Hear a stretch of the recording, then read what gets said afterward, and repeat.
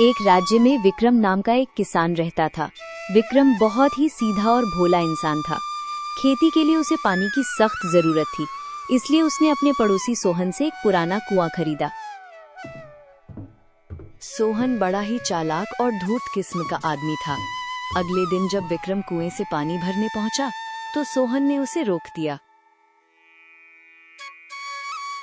रुको, तुम इस कुएं से पानी नहीं निकाल सकते। विक्रम हैरान होकर,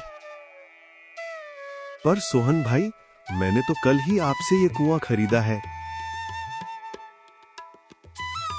बिल्कुल सही, तुमने मुझसे कुआं खरीदा है, उसके अंदर का पानी नहीं। पानी अभी भी मेरा है।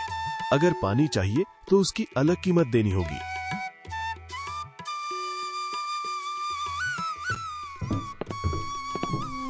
बेचारा विक्रम परेशान हो गया। वो समझ गया कि सोहन उसे ठग रहा है। हार मानकर वो न्याय के लिए राजा के दरबार में पहुंचा। राजा ने पूरी बात सुनी और अपने सबसे बुद्धिमान मंत्री सुमित को इस मामले को सुलझाने का जिम्मा सौंपा। सुमित ने सोहन और विक्रम दोनों को दरबार में बुलाया। सोहन, क्या ये सच है कि तुमने विक्रम को कुआं बेचा है पर पानी नहीं? जी हुजूर, सौदा सिर्फ कुएं का हुआ था। मंत्री मुस्कुराया और बोला, ठीक है, अगर कुआं विक्रम का है और पानी तुम्हारा, तो सोहन तुम्हें अपनी चीज पानी दूसरे की चीज कुएं में रखने का कोई हक नहीं है। या तो तुम अभी के अभी कुएं से अपना सारा पानी बाहर निकाल लो, या फिर विक्रम को अपने कुएं में पानी रखने का किराया दो। सोहन के होश उड़ गए। वह अपनी ही चालाकी के जाल में फंस गया था। उसे अपनी गलती की माफी मांगनी पड़ी।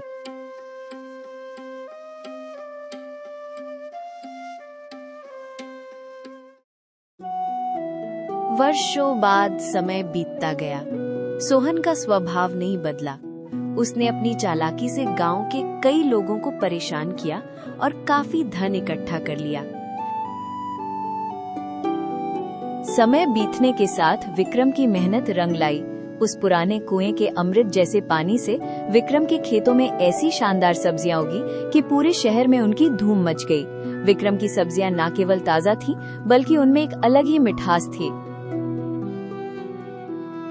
दूसरी ओर सोहन को विक्रम की तरक्की देख जलन होने लगी थी। वो दिन रात यही सोचता, अगर विक्रम की सब्जियां बदनाम हो जाएं, तो कोई उससे कुछ नहीं खरीदेगा और उसकी जमीन कौड़ियों के दाम मुझे मिल जाएगी। इसके लिए सोहन ने एक चाल चली।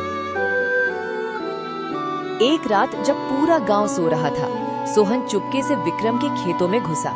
उसके हाथ में एक बहुत ही तेज जहर की बोतल थी। उसने बड़े ही शातिश तरीके से वो जहर उन तैयार सब्जियों और जड़ों में डाल दिया जो अगली सुबह बाजार जाने वाली थी। सोहन मन ही मन मुस्कुराया। कल जब लोग ये सब्जियां खाकर बीमार पड़ेंगे, तो विक्रम का नाम हमेशा के लिए मिट्टी में मिल जाएगा।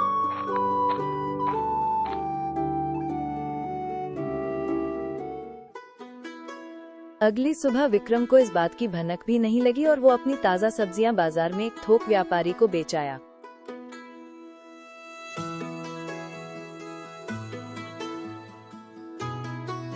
उसी शाम सोहन की पत्नी ने सोहन से बाजार से सब्जियां लाने को बोली।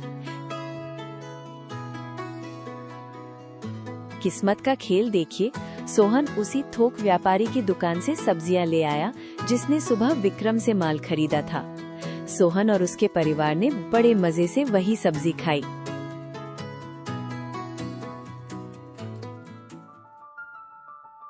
आधी रात होते होते सोहन के बेटे और पत्नी की हालत बिगड़ने लगी।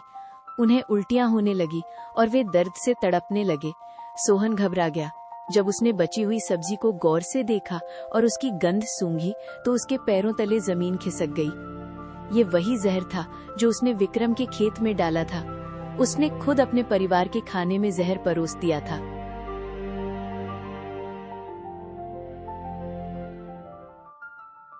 सोहन बदहवास होकर अपने बीमार परिवार को लेकर गांव के हकीम के पास भागा, पर हकीम ने कहा, इन्हें तुरंत बड़े अस्पताल ले जाओ, इनका जहर शरीर में फैल चुका है। सोहन के पास पैसे तो बहुत थे, पर वो सारा धन उसने व्यापार में फंसा रखा था और बाढ़ की वजह से उसका काफी नुकसान भी हुआ था।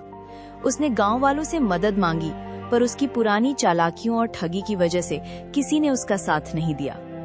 लोग कहने लगे,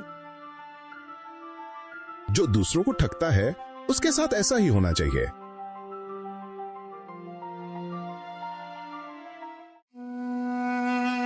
सोहन अपनी पत्नी और तड़पते हुए बेटे को देख बिलख बिलख कर रोने लगा।